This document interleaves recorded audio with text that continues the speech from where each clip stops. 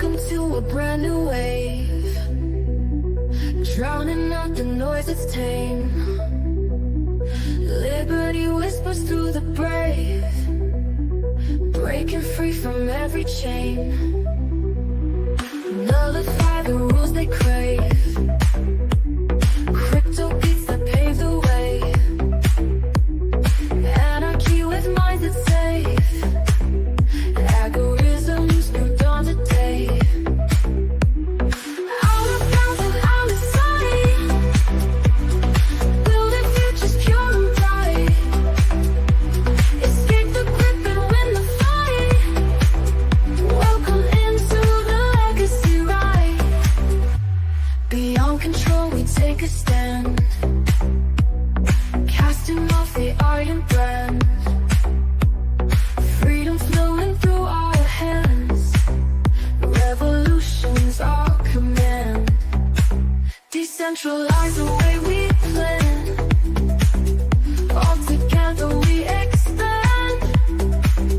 Breaking shackles for the clan, in this journey we're unpanned. Out of bounds and out of sight, building futures pure and bright. Escape the grip and win the fight. Welcome into the legacy ride.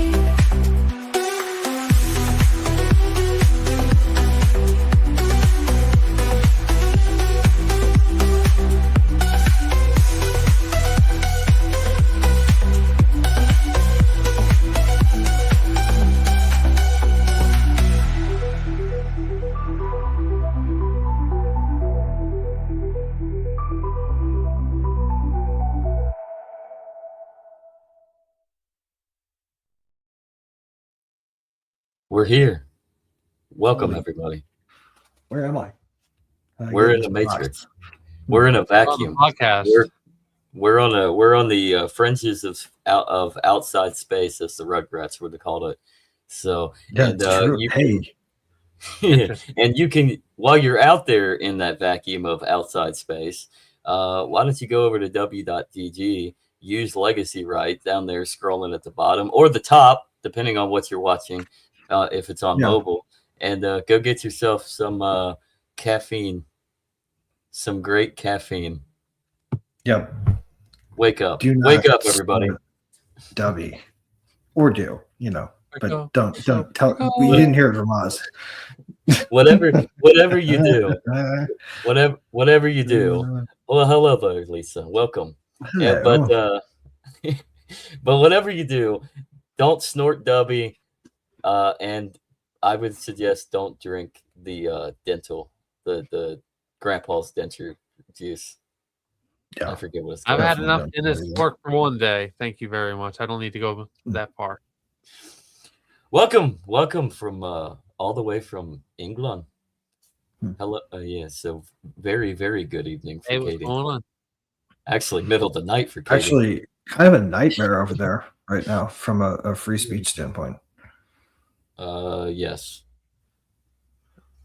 I mean, Sad. honestly, like, the amount of censorship we ever faced here pales in comparison to what they're dealing with right now. It's actually kind of crazy. And it all started. Yeah. It all starts with those TV licensing from about 20. Actually, it's sadly probably the diaspora of our own intelligence ops just sort of spreading throughout the network that's left after the central network core crashed basically under Trump, right? Mm-hmm. That's So pretty much what's happening. So you are saying that Robert Maxwell and his colleagues co-opted the British government for Israel? I'm saying that that might have been an arm of it, but that if it was in fact what I think it was, that it was probably more of an all of scumbag society approach, right? So yes, and would be my answer. That right there actually kind of makes it's intriguing, because that actually kind of makes Karl Marx correct in his dissertation on society, him and Engels, but at the same time they got it so wrong. Yep. Well, Mm.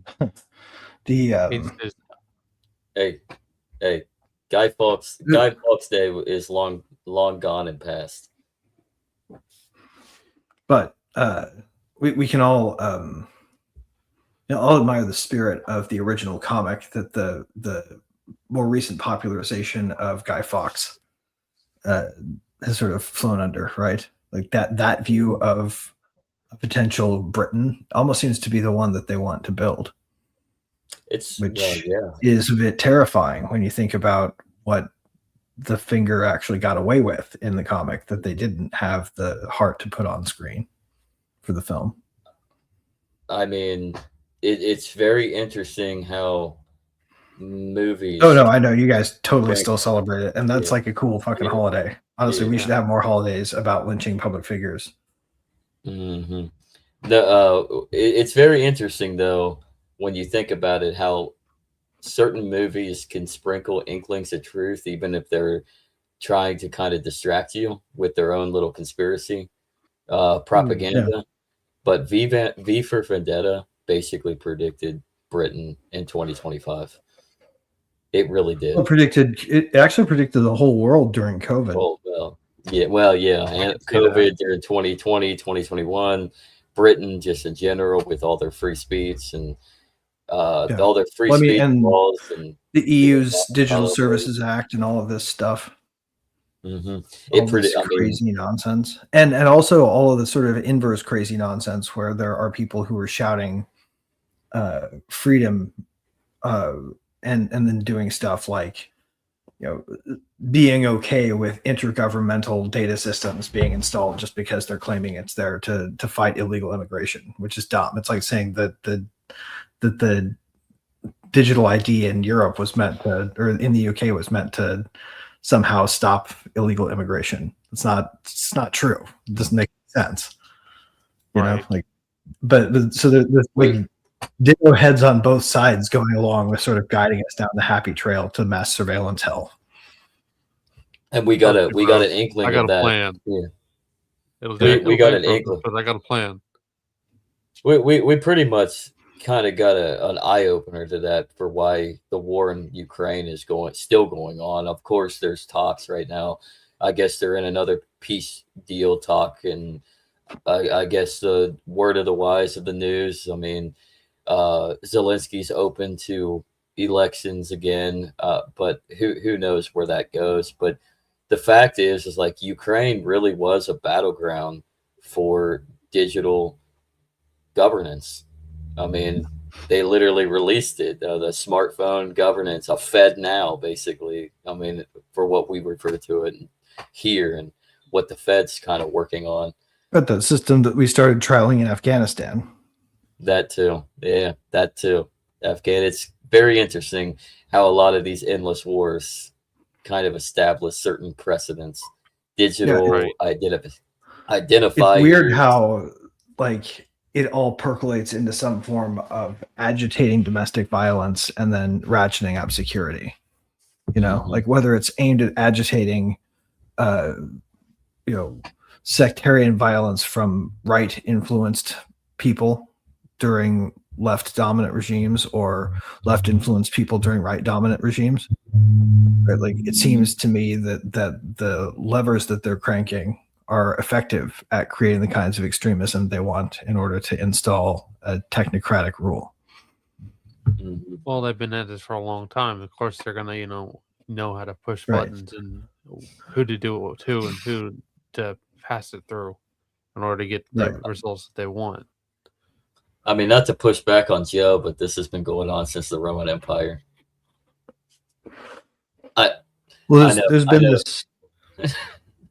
There's always been esoteric knowledge that has been held by power, and that it's what gives power its power, right? This era's esoteric knowledge, though, is even unknown to itself, right? That's why what's about to happen to it is going to flummox it. It won't see it coming until after it's already happened. That's the way all of these things always work. But there's no denying the fact that this system, this era, has reached a tipping point. You'll notice that, when there's fluid morality, there's never really long-term consistent stability. Again, video games and movies give you a sprinkle of truth in that knowledge. I mean, Assassin's Creed literally tells you we're in an underworld battle between knowledge of the haves and the challenge of that knowledge of the have-nots, and that's effectively the Order of the Templars against the assassin. Suppose that's all, though, of sort of false duality. Suppose the whole thing is actually collapsible into a different mode of being understood. What if we could find a way to look at everything that we've been presented with anew and see new solutions? Mm-hmm.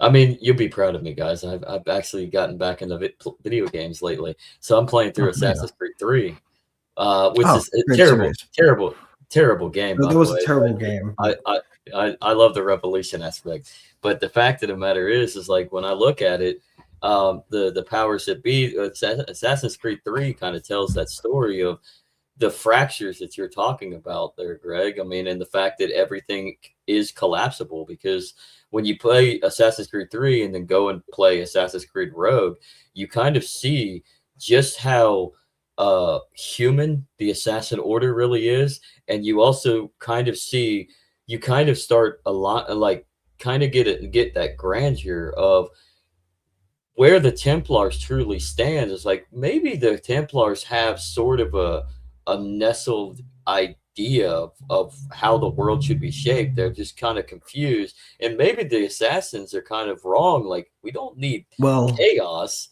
for freedom. Maybe too much order leads to tyranny. Maybe the whole point of the series is that the forces of order and chaos must ever be at war for there to be any kind of balance. That's what they call kayfabe. That's exactly. There's no 100% right and 100% wrong on each side. It's mixed in. Right. But the question that I have is, what if we're framing it wrong altogether? What if the entire frame is built around this sort of idea that we know we can't fake when we look straight at the idea, like the sort of problem idea that's stuck with humanity despite the fact that it should have abandoned it long ago? What if that's actually the thing holding us back? And I think there's an even chance that the reason that we're all currently fucking the world as we try our hardest to unfuck it, to put it bluntly, has to do with our obsession with global time. It's this pariah, this sort of third rail that you can't touch. Put it up in the background. Here's watching you over your shoulder. You know it's there, but you just can't catch it. Why don't you read that question there too, Andrew? And that's actually a really good question. Mandatory digital ID. Knobhead Starmer is trying to make it a law here. I know that I've seen it. They're trying to find ways to implement it here. They will never get that implemented here. No.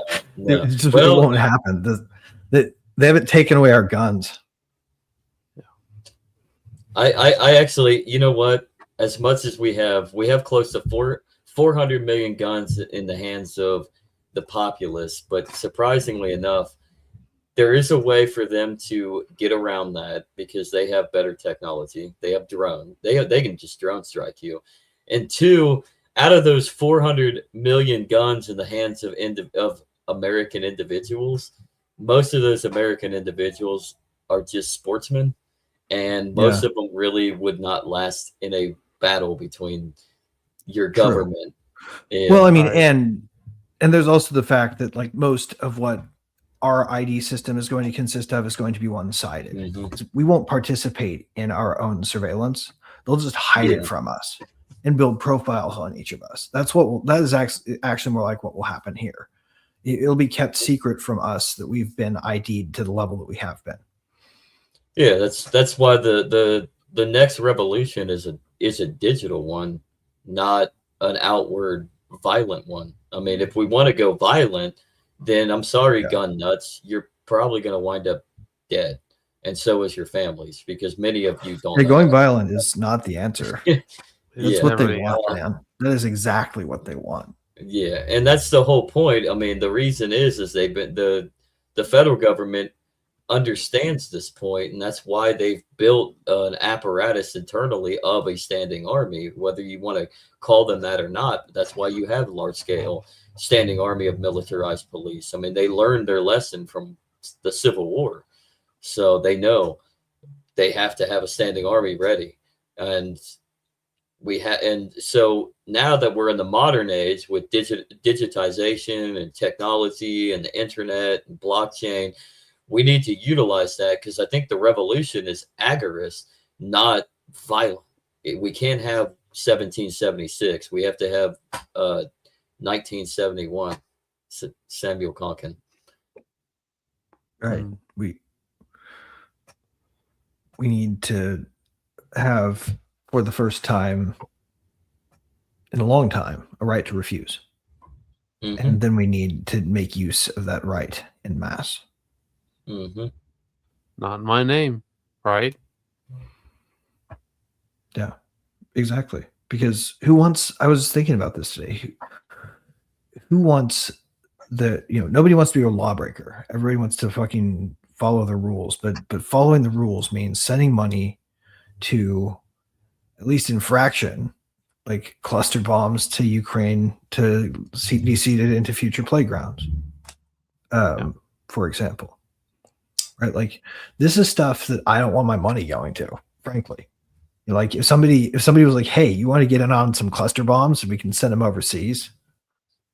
Like, fuck that shit. No, I don't want to get in on that. How is it that I have to pay for this? Like, it's infuriating, because like the fraction of it that I care about, like this small amount of food aid that actually makes it to needy people instead of scammers, Right. like, like the stuff that we really care about, the stuff that they immediately turn off as soon as there's a shutdown, right? Like, the bondholders still get paid, but the fucking food aid gets shut off. It's amazing how that works. But The IRS still gets their funding, but your national parks are blocked off. right. Oh yeah, Only the trees are out of business all of a sudden. Yeah, The weirdest thing trees. ever. They must be hard. They must be hard to contract with, considering that you have to sign on stuff made of tree. Also, you have a fan now, Greg, and you are amongst many good people.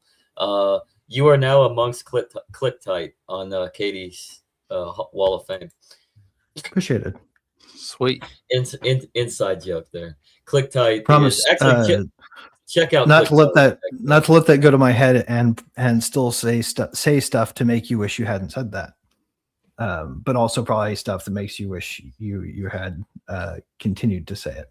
So, point being is, I'm not going to get audience captured, but I do appreciate the awesomeness. The trees are probably staging a protest. Thank you. It's nice. Mm-hmm. So, No, I remember seeing an article, I don't know, maybe about a year ago, about a guy that was actively doing a tax protest, and he was gaining some traction. I don't remember what the guy's name was, but he was saying, I'm not going to pay my taxes because the way that they're dangerous kind of. Yeah. But he was making some progress in the courts. I'm sorry, I don't remember much about it. I just remember reading the headline, and I thought it was pretty wild. It was on the Drudge Report. And I just have to say, I would frankly advise nobody engage in that kind of civil disobedience. That's stupid. That's the kind that always gets caught, and it's just the dumbest kind. Like, if you have any heart for the cause that you're fighting for, don't do that. Don't give them that easy win. Obey the tax laws. Like, do not violate the tax laws ever. Obey them assiduously, in fact. I think it was something to do with abortion. Al Capone went down on tax fraud. Yeah, he was protesting abortion or something like that. Dude, like I said, that was like a year ago. Let me see if I can actually come to think about it. Let's get theological on this point. At this point, right? Romans 13, which everybody misconstrues and takes completely out of context. But if you understand the concept of how Rome was, both empire and the city, And what Paul was doing in his direct authority and writing to the Romans, he was telling them to be on your best behavior. Like at some point you can counter them while simultaneously, he was basically being agoristic. He was telling them to be agoristic in praxis while while simultaneously obey the laws. There are plenty of other ways to resist that don't get you thrown in jail, basically. Exactly. So we're already kicking hornet's nests with what we're saying. You know, like, why put your arm deep in one first? Well, he was playing off of what the Gospel of Matthew would inevitably echo when it was finally put to paper, and Jesus fighting through the trap that was set for him. Render unto Caesar. So give unto Caesar what is Caesar's, because it really means nothing. So like, pay your taxes, but at the same time, build a parallel society that can break away from that system. But don't let them know, because it doesn't mean nothing. Right? Unfortunately, it does mean it does mean the continued slaughter of children worldwide. Like, unfortunately, that's what it means. Yeah, it's the exact kind of extortion we should all feel ourselves in, right? We're being extorted basically by a bunch of pedophiles so that they can kill children worldwide with bombs, and different explosives. Like, that's kind of the game that we've all been racketeered into, and those are the Morlocks we pay for our Eloy lives here in America, right? To a certain degree. Well, when you actually look into the context of that, and then you understand what we have today with blockchain and how it's evolving and adapting and innovating underground, even when overtly it's being co-opted with certain networks, Bitcoin. But I mean, the fact of the matter is you have 1 foot in, 1 foot out. Use blockchain. Build parallel systems within the blockchain network so that you can remove a neat society outside of the system, so you're no longer effectively being forced into this extortion apparatus of pedophilia and child murder, which is what our governments all across the world are involved with their war racket. Right. I mean, but you're going to have to live with because we pay our taxes, right? But we have to. Because if we don't do that, then all of a sudden the machine will view us as a threat, right? We have to commandeer the machine. We can't get in its way. It's a meat grinder. That's what it's there for. I'm also like, when we also look at this, like with the welfare system and how it is right now, like, I was never the one to actually approve of this strategy, but realistically, another thing that you could do is go adversely possess your taxes and go take a hold of the system, go live within the system. Like, take what you can get from the welfare system, use it and abuse it for what it, because it's there. Let the system help collapse. I wouldn't say that while you're building a parallel system within your own life, within your own community, while simultaneously helping collapse the system that we're in. So like, use it. If that's how you want to try to build parallel systems, why not? Like, be agoristic within the entitlement. Well, I mean, I think the counter argument to that is it's kind of immoral money, right? It's money that's probably coming to you either from the printer, and therefore being paid collectively by everybody in terms of cost to the currency. And then there's also the local cost of it, just like the more that gets paid out and successfully used to ends that don't result in arrests, basically, because those are the only cases that they care about, the ones that make them look embarrassed on the news. I've been talking to Cassie too much. That's why. I don't know. Just it seems to me that there's a danger there in letting such a system exist at all. Actually, Katie brings up a good point, because the welfare system in England, and that's one reason why they're collapsing. Economically, they are just not viable, and one reason why they're completely outsourcing, and you have the migrant crisis, you really can't get by without being part of the system. And so that's what that's what I'm saying. Like, sometimes you just need to use the system for what it is, whilst and like what Katie's doing, like right now, like No, exactly. There's no dishonor. There's no dishonor. Yeah, and what Using she's doing right now is she's Users. actually building her own platform she's writing her own novel, right? I hope I can say that. We actually talked last week when she was in the chat, so I'll mention it. So she's actually doing her own parallel system while simultaneously using what No, the this government is has given her. exactly what I mean when I say the part of it that I Yeah. care about still happening, Yeah. right? Like the part where it matters to people to survive. You know? Like that's why the US government shutdown sucked, even though I hated the idea of it ever ending. I wanted it to end because I knew that there were going to be some people suffering that I didn't want to be suffering. But then at the same time, you don't want it to end because you know that even though it technically wasn't shut down, the element of it was they weren't borrowing anything for right. over The 40 parts years. the parts that they kept running were the parts they should have shut down, frankly. Yeah. Exactly. But the parts that they did shut down, but good. The service faces the payer, doesn't it? Mm-hmm. So and the payer here is the bondholder in this case. So the bondholder is Goldman Sachs, right? And BlackRock. Yeah. And that's why all the decisions favor what those companies want to have happen. Well, that's where the Constitution and the 14th Amendment got muddled down. I mean, they used it to, on a positive, overt level, to say these newly freed black slaves are citizens. They effectively uplifted the idea of birthright citizenship because you had so many freed slaves now.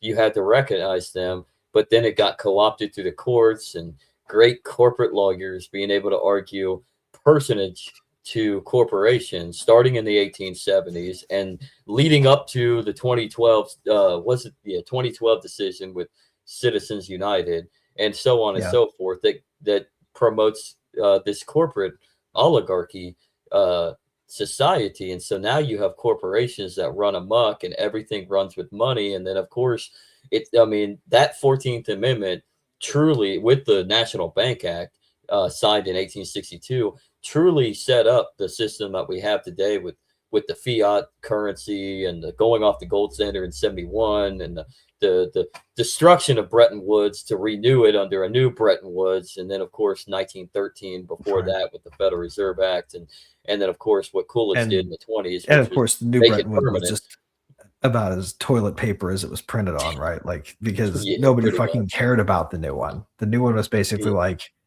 that was the post Bush v. Gore moment where like all of a sudden precedent doesn't matter because they can have a single case that says we're going to completely pretend that this never happened. Pretty much. Yeah. Do you see the title, everybody?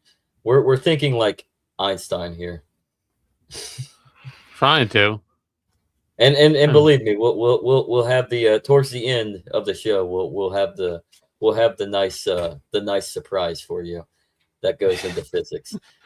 But right now we're getting deep into the philosophy of everything. But before that, why don't you go to w.gg, type in Legacy Right on any order, get yourself some energy boost, and get yourself some W, 10% off on any order.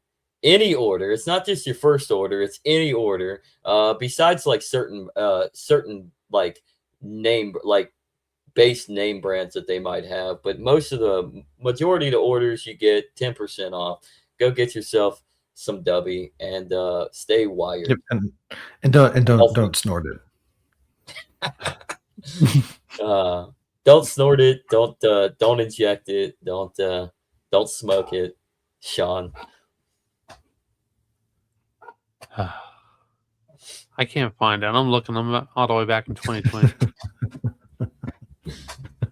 What are you looking at? I'm trying to find the thing about the tax protest I was talking about.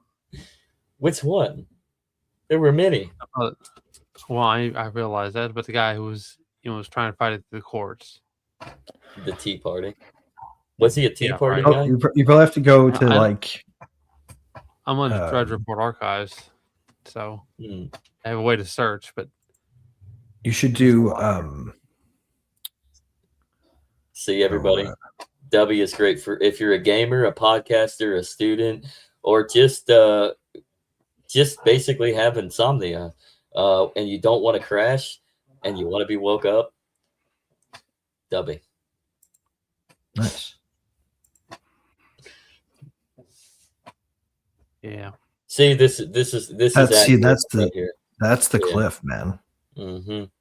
As soon as I start earning money from my writing, I'll lose all my benefits. 'Tis why I'm getting this series written before approaching any publishers. Exactly. Put all the work into it. That's how markets work. That's how entrepreneurship works. You got to be productive, and through that production, you may not ever see a single penny for years, but you put in the work, and then you see the success.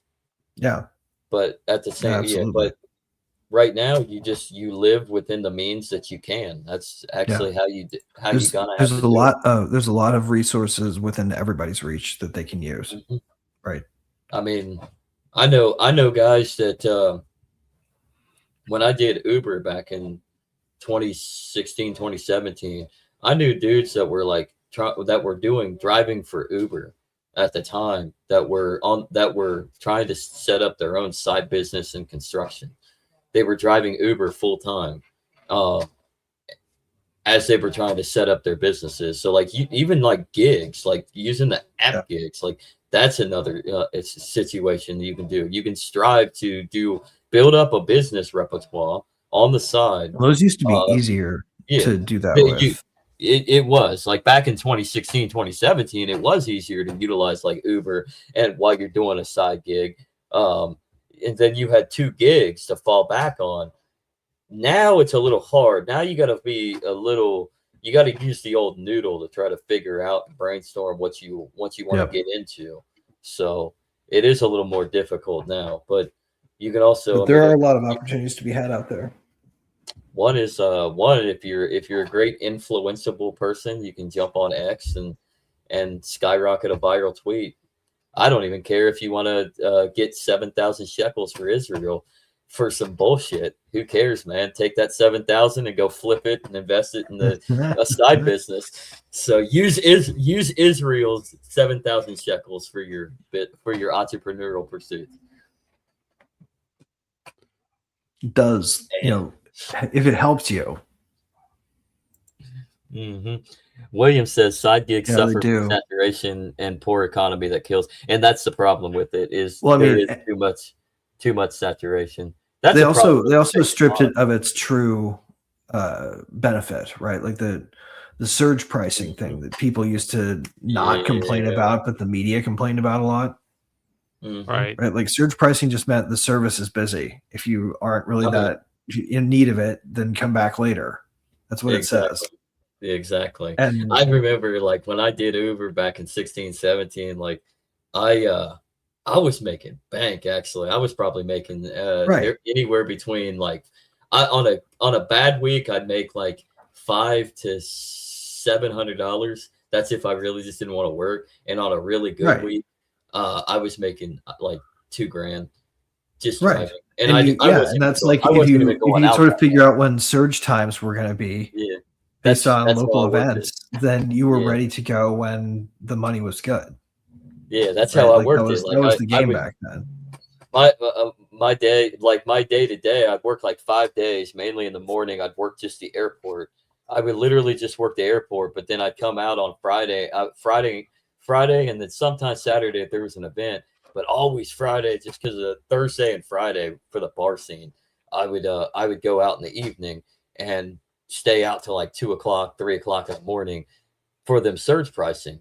And then events, it was over. Like, so like, that's how you worked it back then. Like you worked it a couple like through the morning hours at the airport, and then you worked the nights on the weekend and you made money. Yeah, now exactly. You can't really do that. Right. Because they don't have that kind of pricing anymore. Now it's more just regulated. Basically, it's been taxified for all intents and purposes. Mm-hmm. It's less agorism and more state capitalism. And what happens when they try to do something like that with security? Mainly there to protect taxi medallion bondholders. When they try to do that with security market, right? I mean, there are people that have been trying to actively, Uberize the security field, and eventually you get to the point where you just, basically fall down to the same rabbit hole that they do with the taxi, with the Uber, but with the police and security. It's just going to be back to the same old drawing board. I think what we really need is someone to get the original L1 substrate right for blockchain, right? Like the original idea where there were no side chains, there were no L2s. It was just this one machine that ran a world computer of money that nobody could stop, right? Mm-hmm. Like, and throw in smart contracts and it can do complex finance nobody can stop or whatever, right? That was the original idea. Mm-hmm. Where did that idea go? The idea seems to have gone into the compromises around scaling the thing that they built. Well, I think everybody got comfortable with the idea that they had to shut the internet down in order for for them to stop blockchain, and with that comfort, they took advantage and they co-opted the movement like they always try to do.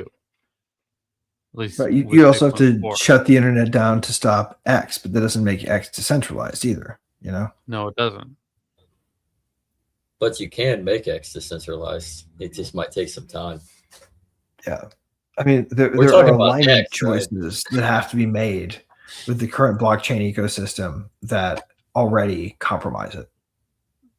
I mean, the development is in a degree decentralized because there's so many different teams trying out with different things and setting new projects, but it's just not fast enough.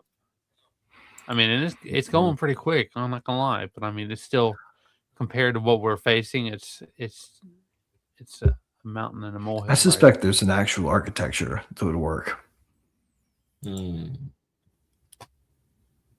that could actually do what was originally promised, pretty close to just pure proof of work, but powering a machine that could gracefully scale horizontally. I think that's possible. I'm trying to think of what that mechanism could be. Quantum physics. Oh, whatever it might take, it certainly can't be done if you have a global monolithic clock. One scaling, right? What does your fave word rhyme with? Asking Katie. There's a word I love to say, but if I write it on here, I'd probably get in trouble with YouTube. There's too many words to actually know which one. My favorite word that rhymes with a certain word is blue. Get it? You guys remember when you couldn't say mask? Oh yeah, the mask. And now you can say Thunder Hunt. Aha. Surprisingly enough, actually, you can say that word that rhymes with hunt on YouTube. You just can't be small. Grunt.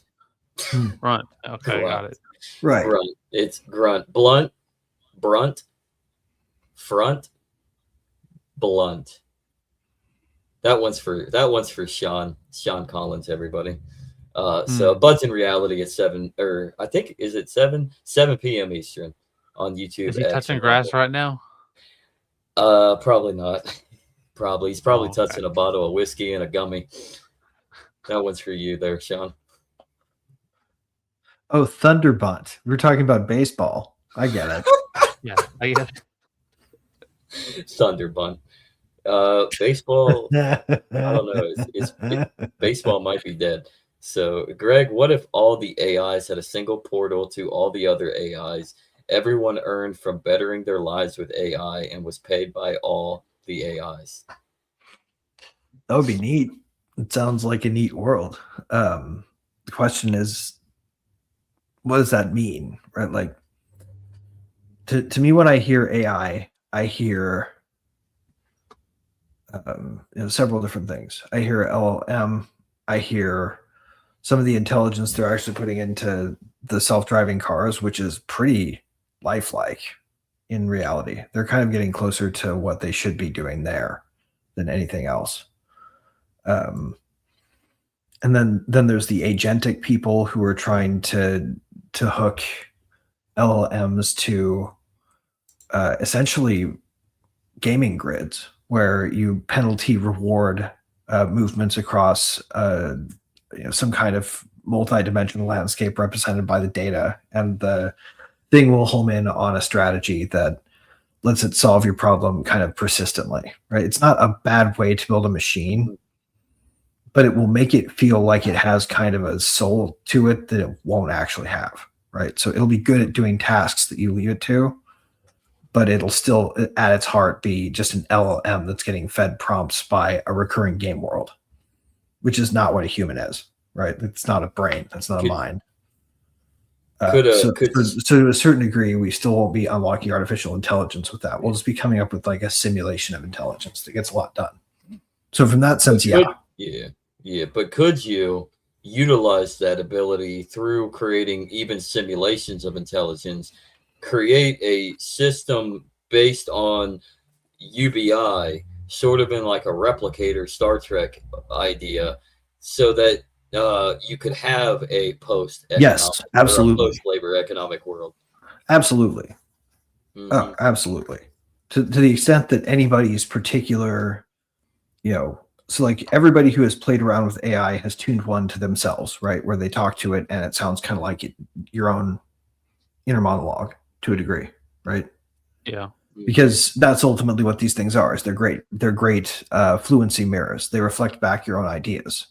Anything that's come to you out of an LLM is just you talking to yourself in a world where you have an ideal level of knowledge, an ideal level of words to say the thing that the prompt is trying to get completed, but it's still going to be in your voice, and that will not be avoidable, right? Like, I guess you can tell it to be in other people's voices, but only then, not just automatically default to reflecting back your own voice.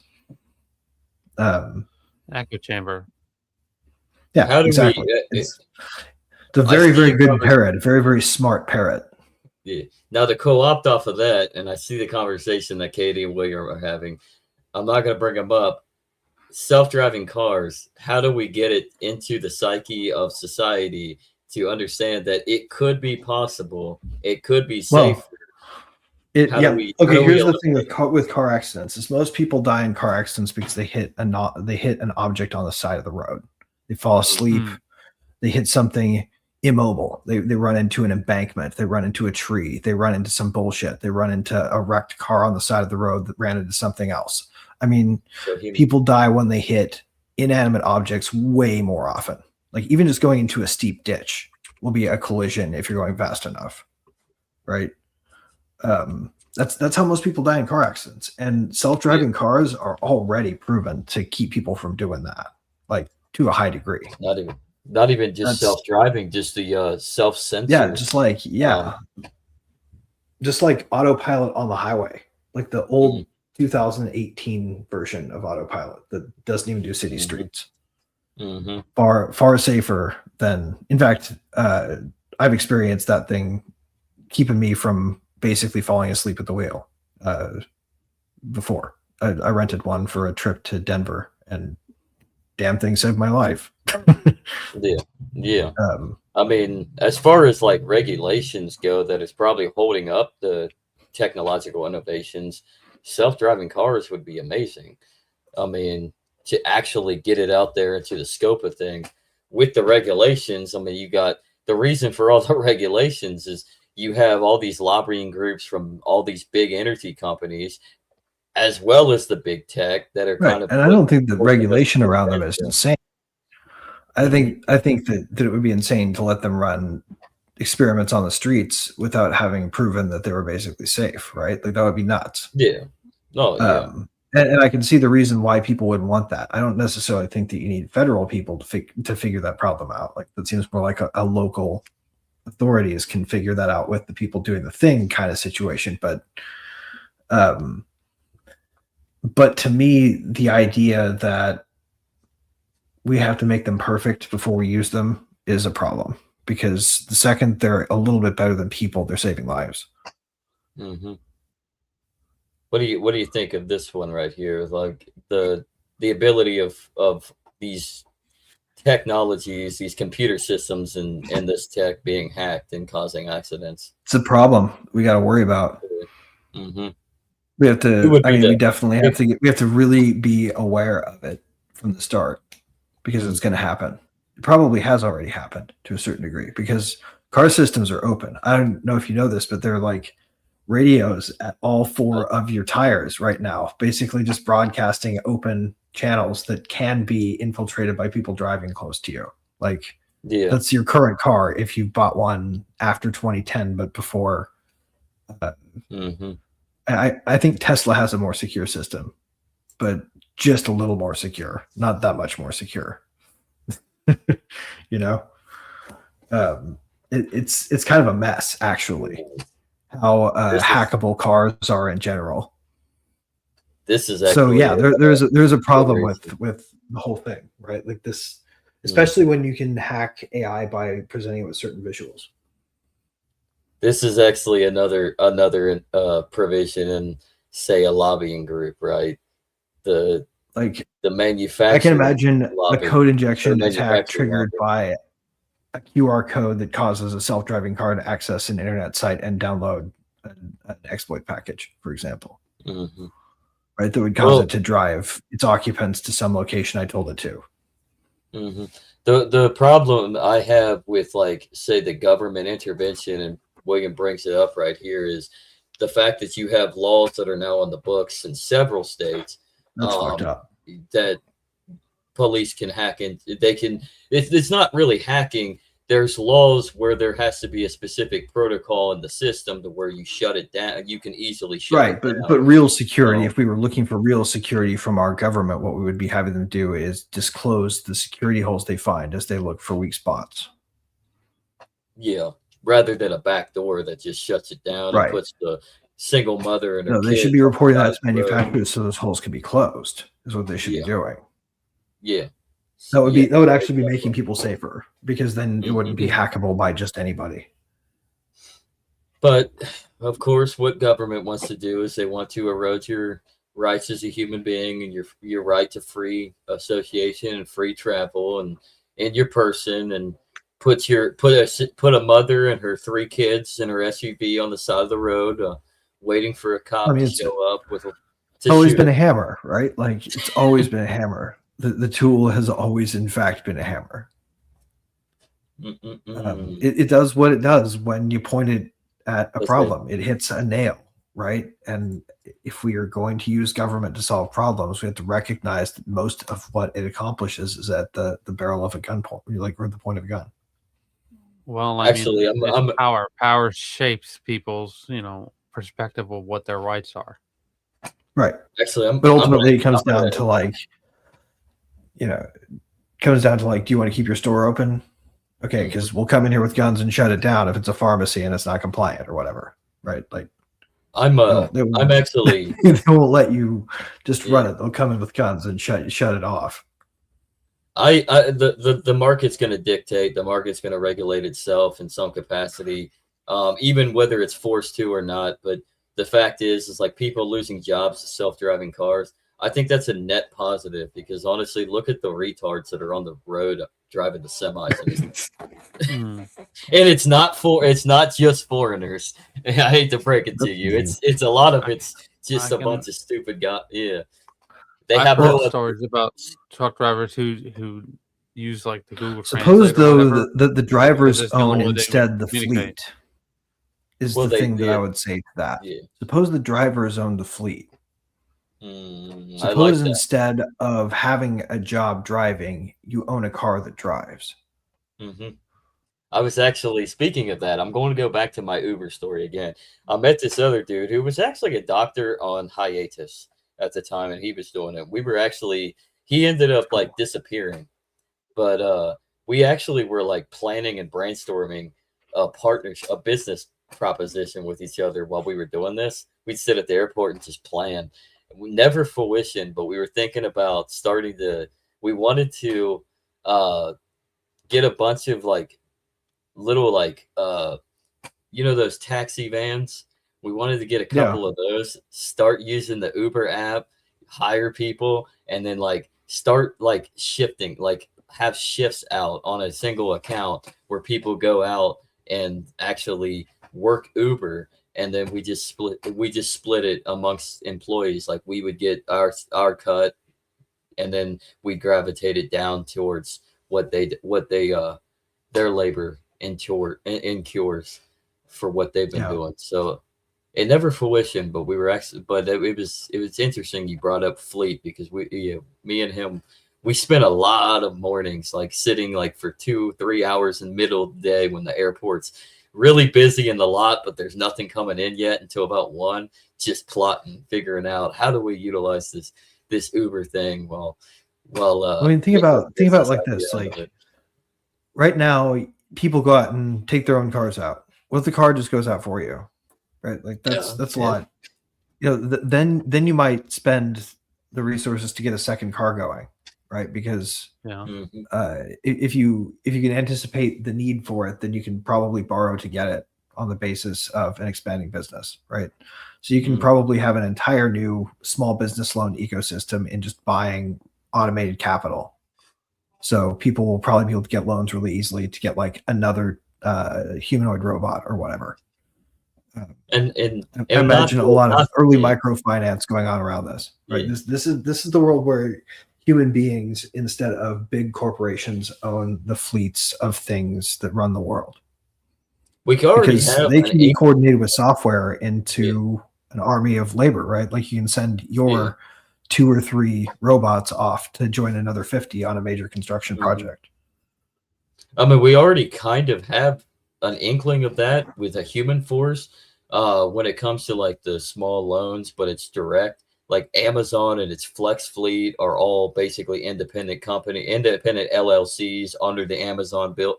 So why not expand something out like that where you have this fleet of automated technology, self-driving vehicles and robots that are delivering, and then you create an ecosystem of a new market that people can jump into. Because everybody needs their delivery, right? Yeah. Oh, for sure. I think that there's also a chance to do something kind of new, because we haven't really thought about this in terms of an ecosystem of robots, right? Like it doesn't make sense for them all to be humanoid or all to be drones or all to be on wheels or whatever, right? It makes more sense to have them be a whole bunch of different kinds of weird shapes and craziness. A variety, right? Yeah. So like, what does that look like from a logistics standpoint? Does that look like a linear system, or does it look more like a coral reef in action in terms of supply chain and all of the interactions these things are going to have with the human world, taking over a lot of these positions that used to cost a lot in human hours, but now are going to be free in labor, but mostly driven by the ideas that people have. I'd like to thank Amity and Free for reposting this stream on X, and we're going to take another ad break, everybody. So go get yourself some fucking W, all right? Excuse my language. Go get caffeinated healthily. It's a healthy caffeine intake where you don't have the crash, and everything is just there. You don't get the crap that's in a Monster. Let's just put it that way. So go get yourself some W. Go over to w.gg. Go order some W. Do not snort it, everybody, and get 10% off your order, all right? So it gives us a little something, but not very much, obviously. But it allows us to keep doing this. So, and then it also allows Andrew to get hair. He can finally afford the hymns. You can tell I finally got a haircut. Maybe I'll actually get some hair next. Nice. So, Nice of them to pre-cut all that luxurious hair you'll one day have. Right. It's called prep for a reason. yeah, especially when you finally get on that HIM subscription for your ED medication and your hair follicle cream. You can finally get a hard-on Andrew and hair at the same time. A hairy, raging boner vitality will be coursing through you. Male vitality. Yeah, super male vitality. I don't know. Did him steal Alex Jones, or did Alex Jones steal him? I don't know. Once he gets back from his invasion, yeah, we'll find out. I don't know. What is going on with Alex Jones now? Is he now just straight up off the rails? Well, he's definitely. I imagine he's probably quite afraid at this point. I would be if I were that guy. I don't blame. Like, I mean, if you've got a bunker, I'd be in a bunker if I were him. Yeah. Way too many like crazies out there, probably on the prowl for another trophy kill. So, what do you think about the thing about Tim Pool? Do you think that really somebody shot at his place, or? I wouldn't put it past. I wouldn't put it past it, but at the same time, who knows? I mean, he's such clickbait. I mean, anymore. Yeah. I mean, one would hope. What was it that there wasn't there like a scandal that boiled over into some nonsense about some guy getting jumped in Chicago or something like that? I think so. He claimed that some guys in Trump hats acted like a bunch of racists, and then he got found out as a liar. He was all fake, and it was caught enough in public that the people who got targeted with the accusation were able to press the exactly Smoothly, right, or that whatever. one, that one. Not smoothly. That ancient history of the internet piece that I'm excavating and dusting off for this comparison. Yeah, he said that he got jumped by three guys in MAGA hats, and they were racist. They beat him up because he was black, but in reality, it came out that it was all fake and it didn't happen. Getting shot at by left-wing extremists is a similar maneuver. Exactly. It really, and it fits the narrative today, and it kind of actually shows like where the political draw goes. Like when the left is in power, they hold the narrative, and when the right is in power, they hold the narrative. So politics is fake, gay, and satanic. It certainly maps to purple empire behavior. You know, just where they're just managing which fluctuation side of the mob is the most flared up at the moment. If only people could just realize that to be a true leftist is to be somebody who just wants to be left alone and build parallel systems and escape. Wasn't that the sign of the manager play people against each other? The horseshoe theory stuff is not a coincidence. No, actually, it's not. Because the extremes of both groups mostly are asking to have the right to exit in a different way, one or the other. Mm-hmm. One is trying to enslave you as a communist asset, and the other is trying to put you in prison camps in El Salvador. Yes. and for whatever reason, libertarians remain fringe. Yeah, libertarians get off the internet and go build something. I actually 3 days ago, I actually said exactly that in a little tweet. Go read that. Get off the internet, libertarians, and go build something. Wait, if they're reading it, they're not off the internet, though. Well, yeah. Go get on the internet, read it, and then go out and build something. Yeah. And that goes for us too. I mean, obviously. If you build it, they will come. Yes, answer. We're gonna go to Iowa. We're gonna go to Iowa. We're gonna go to the actual field that they used, and we're going to renovate it and build it even bigger and larger than Yankee Stadium, and we're going to make baseball great again. You do that, I'm going back to Yep. Wyoming. Mhm.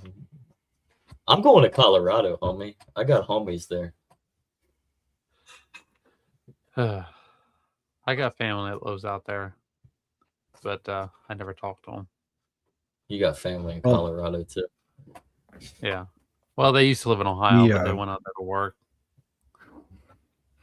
The core Is that echelon a- of the accelerationist front is probably going to be forming right around Starbase, Texas. So there's all of the people moving here are probably just like pure accelerationists right now. It's pretty funny. That's true as well. We have friends and we have family all over Texas, Arkansas, Colorado, Wyoming, Florida, Michigan. Fuck you, Sean. 27-9. I just had to say that. Oh, and breaking all news. is try. And breaking news: Sharon Moore is most likely fired.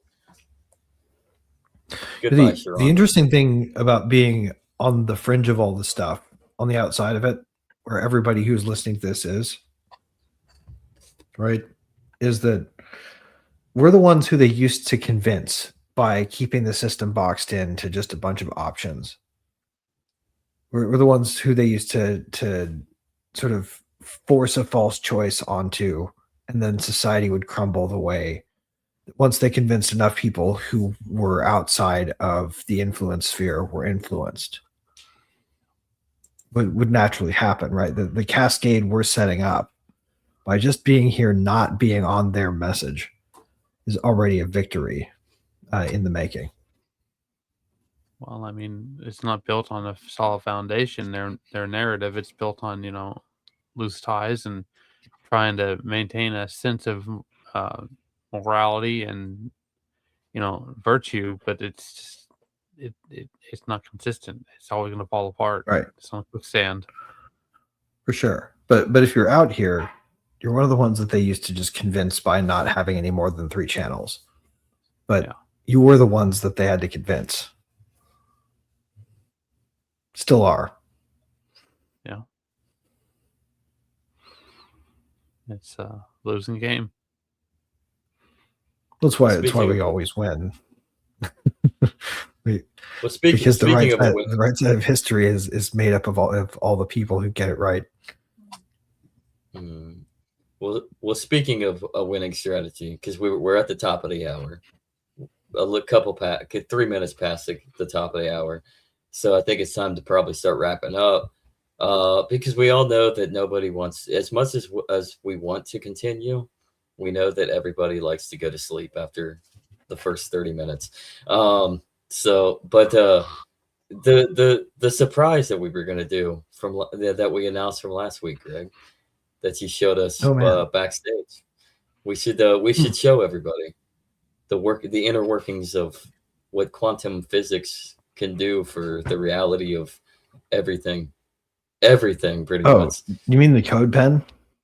The code pen, yeah. We should pull the. So this is just, this is pretty wild. Actually, I've been doing some pretty interesting additional ones too. Let's see if I can pull this up. There we go. Oh, While he wow. pulls The browser, they really do animate the shit out of it, don't they? All these things are running in the background at the same time. Okay, I'm going to share my screen.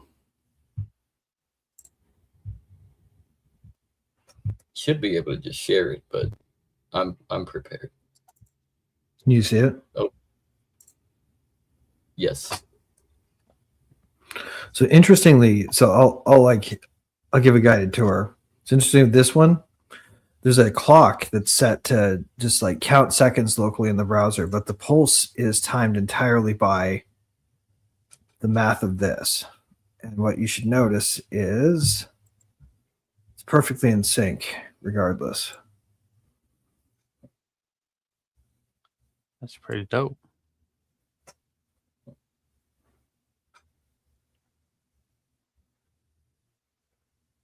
Pretty wild, right? Yeah. This is So- all code, everybody. Literally being Yeah, light. this and is color. actually not just code. This is just CSS. This loads when Mhm. like this could run on a Mhm. potato, basically.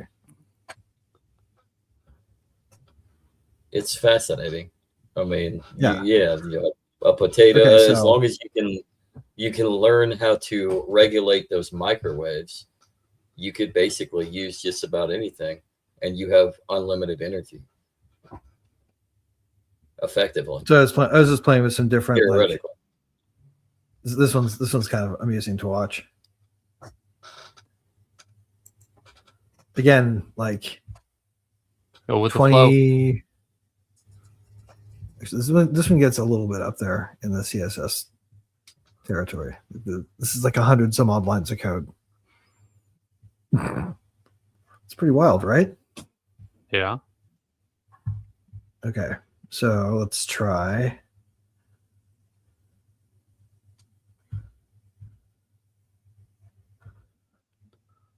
This one's pretty fun.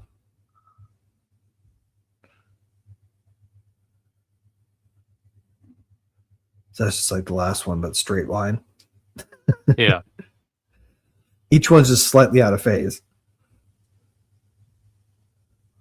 But again, like not very many crazy, or not a very crazy amount, like 173 lines of code grand total. That's not bad at all. 103 grams of heroin. Now we get to some of the more interesting ones. So We'll go why don't here we first. cancel from YouTube again? Like and subscribe is on it? YouTube. So Why this don't is you- literally yeah. just a grid being run by that avalanche equation that you saw in the previous. And so you'd see these pulses that go from really dim to really bright. This is not programmed. It's just a gradient being bloomed across some avalanches. It's a trip to watch, isn't it? It is.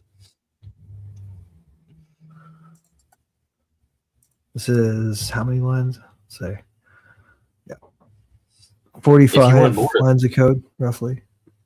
If you want more of this, head over to YouTube, everybody, and ring Pretty that nuts. bell.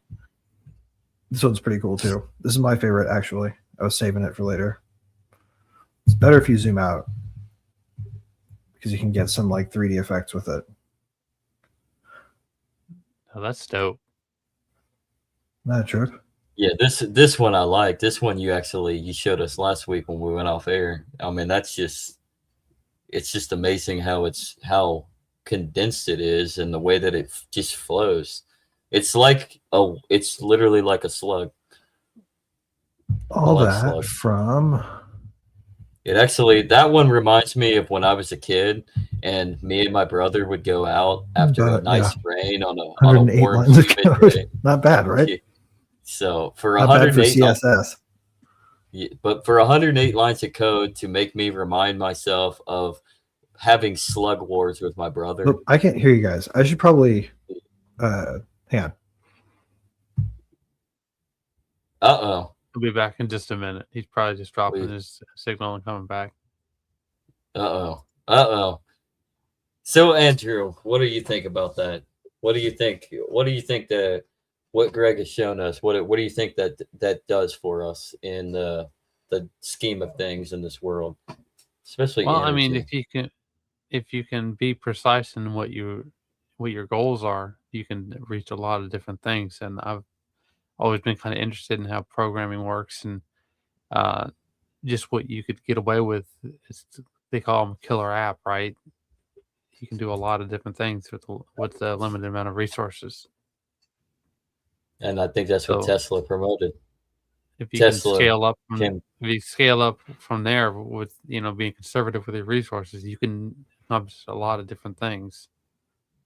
Yeah. And that's So- that's the problem with society is like Tesla actually gave us the concept, but we have yet to truly scale it.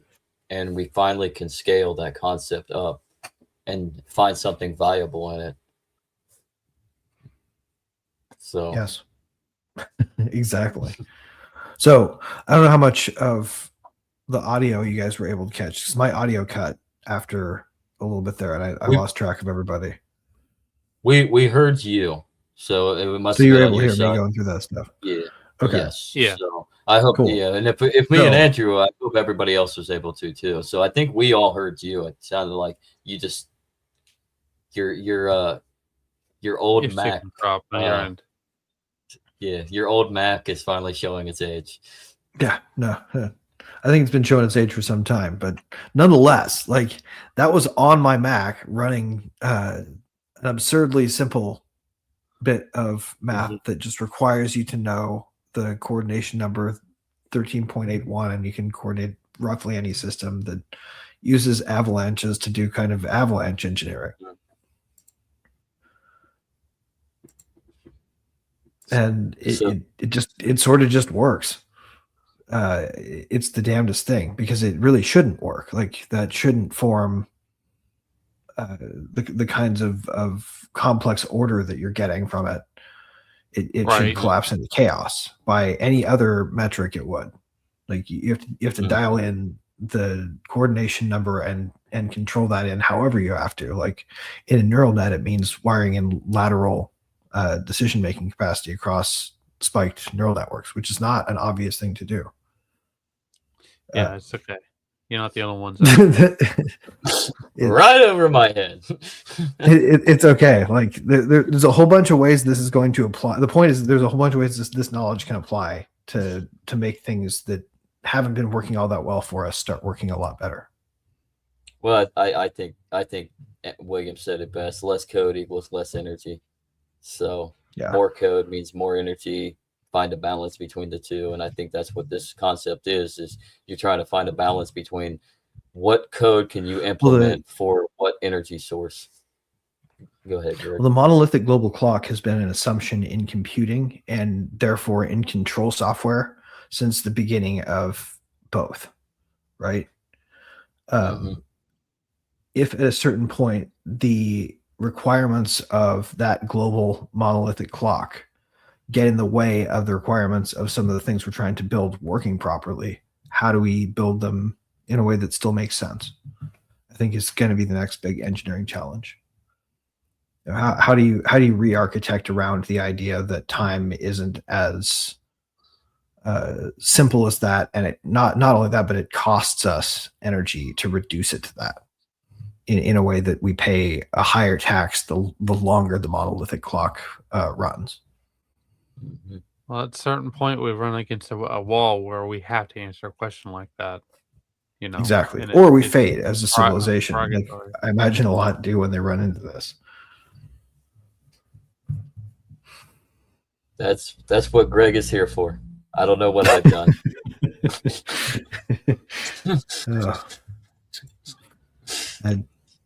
I shouldn't go down these rabbit holes, man. That's all right. They take it out of you, but sometimes you find stuff. So sometimes you find stuff that you feel like you have to bring back,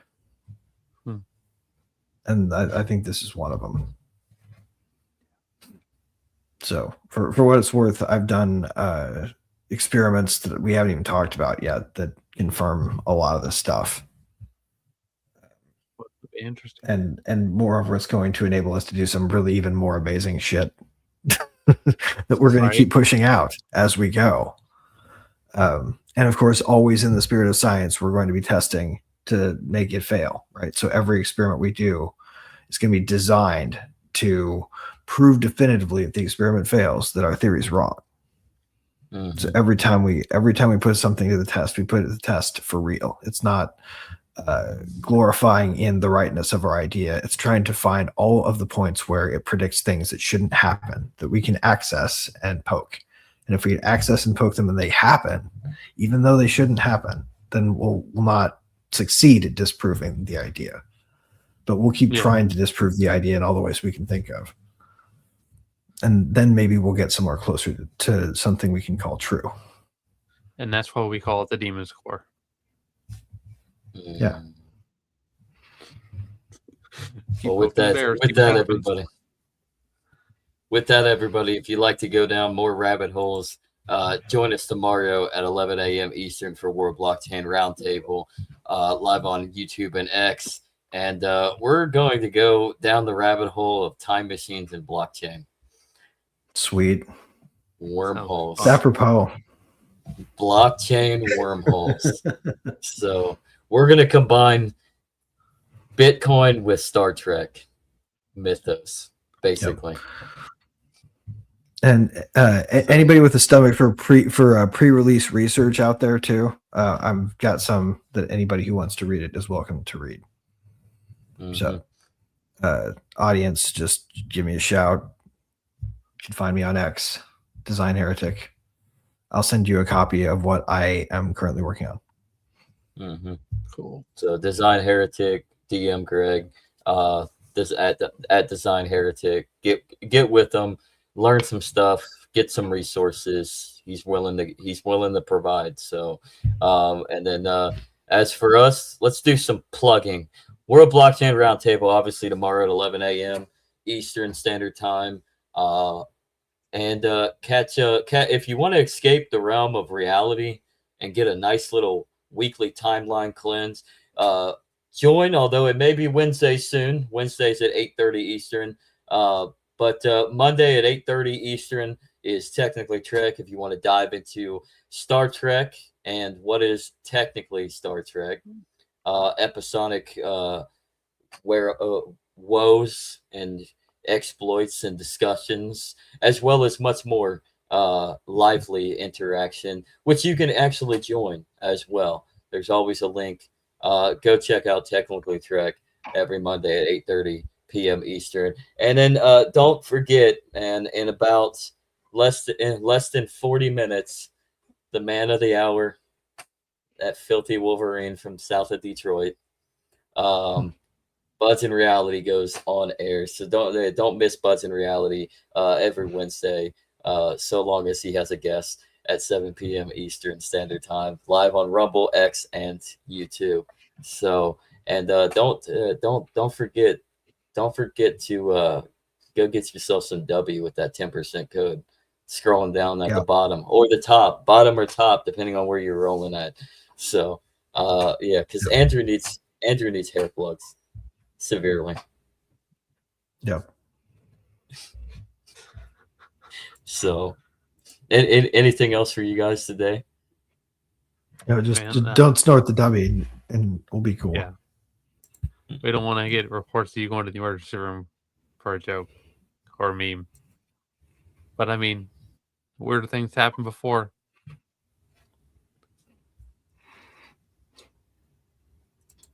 And speaking of Technically Trek, there are lots of laughs. There are lots of laughs, which is what we need in this society, because we're lacking a lot of civil discourse, and we're lacking a lot of humanity because we're not humbling ourselves, and we're just spending too much time trapped in our own little echo chamber culture that we've created in this centrally decentralized systems of social media, when in reality, use social media correctly to connect with people and just have fun, everybody.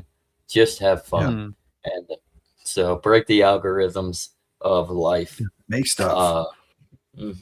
So, and then on top of that, if you don't join Technically Trek, Katie, who has been in the chat today, is on there, and you can listen to her cackle.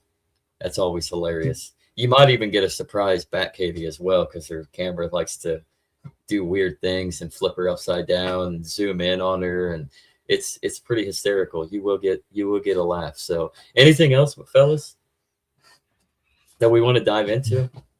I'm looking forward to tomorrow World Blockchain Roundtable. It'll be pretty fun.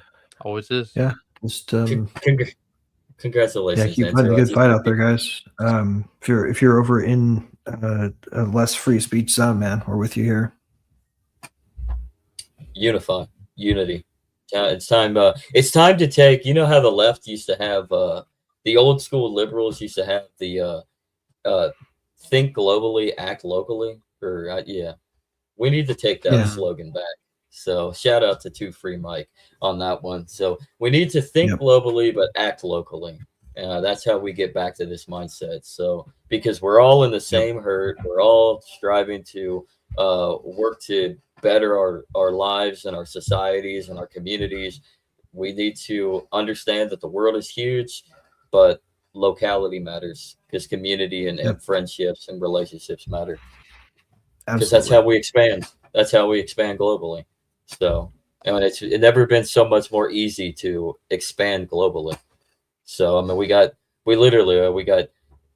all three of us on this screen right now. I'm in Indiana, Andrew's in South Carolina, Greg's in Texas. Allegedly. Allegedly. Katie's all the way allegedly in England and up very late, and William is in Texas in the chat. I mean, everybody's from everywhere. Confirmed. That's so utilize or drift into international waters, one or the other. Yeah, exactly. So don't drift into international waters. Something might happen. You're right. That will get you commandeered these days. That'll get you drunk. No, nowhere near any major conflict zones. No, don't go into international waters. We love you. Don't uninstall yourselves. Just give up Crimea. Everything will be fine. Just give up. Just give up all the drugs. It's okay. It's a secret submarine base. Yeah. In Sevastopol. From Russia. Mother Russia. Well, anyways, everybody, we're gonna drop off. You have a good rest of the evening, and jump on Buds in Reality and call him a baldy. Quote 2 Kings 2:23-24, and tell him that Zach sent you. Peace, everybody. Go on, bald head. Thanks for watching. Fuck.